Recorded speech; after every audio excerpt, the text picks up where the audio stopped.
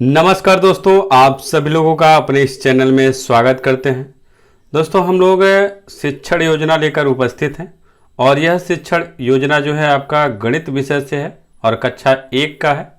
और इस शिक्षण योजना का जो प्रकरण है वह हम लोग का मापन आपका प्रकरण है। यदि आप चैनल पे नए हैं तो चैनल को सब्सक्राइब कर लीजिएगा और वीडियो आपको पसंद आए तो लाइक कीजिए, शेयर कर दीजिएगा।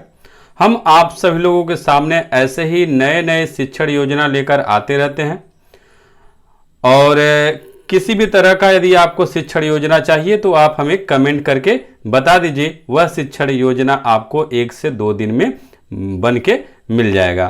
तो आइए शुरू करते हैं वीडियो को।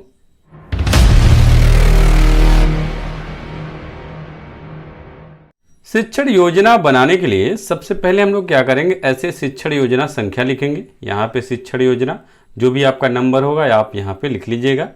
फिर उसके बाद आप ऐसे कॉलम बनाएंगे, ऐसे कॉलम बनाएंगे। इसमें आपका दिनांक होगा, यानी जिस डेट को आप इस शिक्षण योजना को पढ़ाएंगे वो डेट डालेंगे। कक्षा आपका 1 है। विषय आपका गणित विषय से लिया गया है और कालांश यानी जो भी घंटी आप पढ़ाएंगे वो घंटी आप यहाँ लिखिएगा। अवधि आपका 40 मिनट, यानी 40 मिनट का आपका क्लास रहेगा। उसके बाद आपका यहाँ पे लर्निंग आउटकम, यानी क्या आपको बच्चों को बताना है उससे संबंधित यहाँ पे लिखेंगे।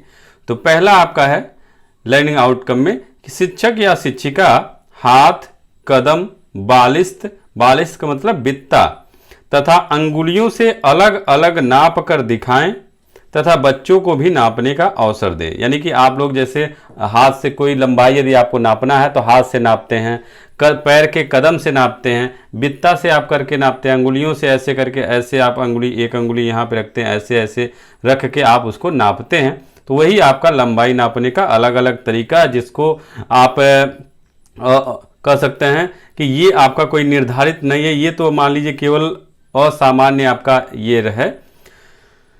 दूसरा आपका है शिक्षक या शिक्षिका बच्चों में मापन की अमानक इकाइयों की समझ विकसित करेंगे। यानी ये जो आपका हाथ, कदम, बित्ता और अंगुली से जो नापने का तरीका है वो आपका अमानक इकाई है, इसकी कोई मान्यता नहीं है, बस गांव के लोग, देहात के लोग इसको मापते हैं।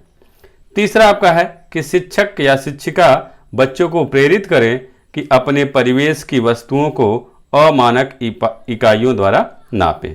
फिर उसके बाद हम लोग का प्रकरण में आपका मापन, फिर उसके बाद आपका सीखने सिखाने की सामग्री, और सीखने सिखाने की सामग्री में बच्चों के आसपास की वस्तुएं जैसे कॉपी, कलम, पेंसिल, फर्श की टाइल, हरी पट्टी, कमरा, श्यामपट्ट, विद्यालय प्रांगण, टाट पट्टी, कुर्सी, मेज आदि, इस तरह के आपके सीखने सिखाने की सामग्री हो जाएगी, यानी इसको आप आवश्यक सामग्री बोलते हैं।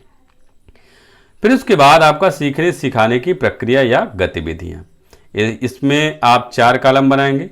पहले वाले कॉलम में क्रम संख्या, दूसरे में आपका चरण होगा, तीसरे में आपका समय होगा, चौथे में आकलन का तरीका।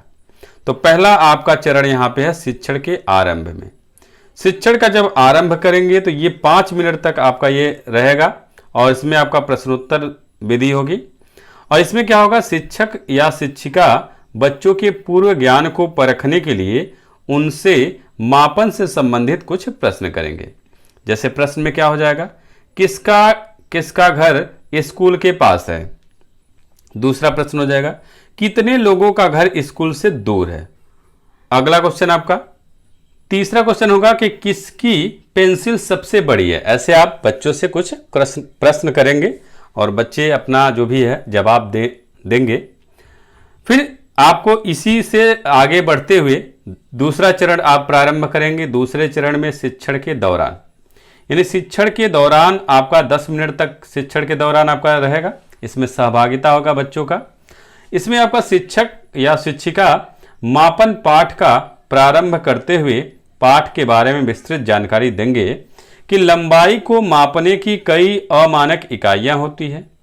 इन इकाइयों की सहायता से लंबाई का लंबाई को मापा जा सकता है।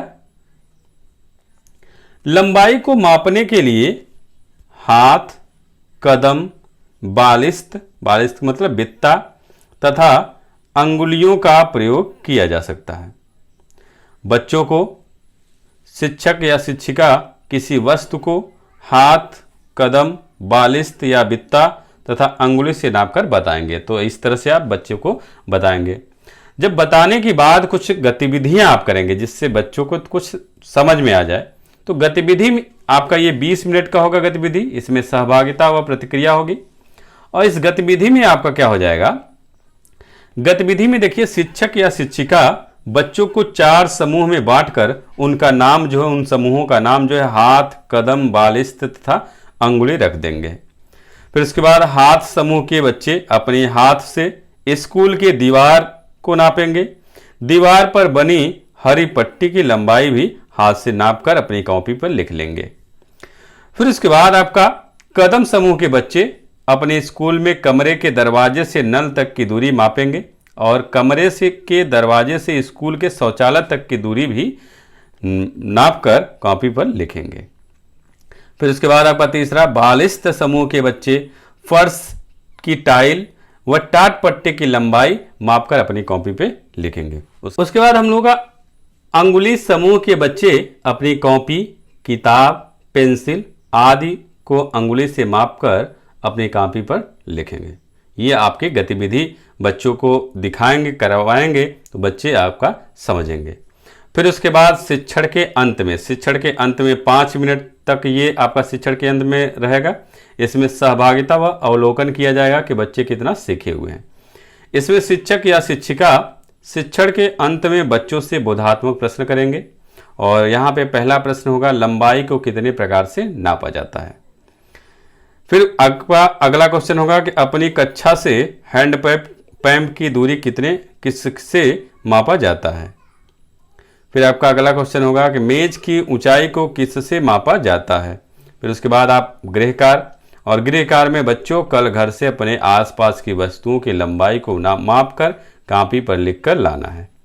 फिर उसके बाद आपका अंत में आगामी शिक्षण योजना, और आगामी शिक्षण योजना में शिक्षण के बाद आकलन में उभर कर आई कठिनाइयों को ध्यान में रखते हुए आगे की शिक्षण कार्य योजना बनाएंगे। तो ये हम लोगों का शिक्षण योजना रहा। इस तरह से आप शिक्षण योजना बनाएंगे। उम्मीद है आपको हमारा ये शिक्षण योजना पसंद आया होगा, और यदि पसंद आया है तो लाइक कीजिए, शेयर कीजिए और चैनल को सब्सक्राइब भी कर लीजिएगा।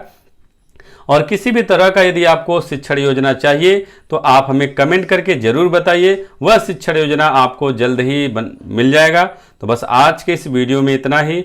अगले वीडियो में हम लोग फिर से मिलेंगे। तब तक के लिए अनुमति चाहते हैं। नमस्कार दोस्तों।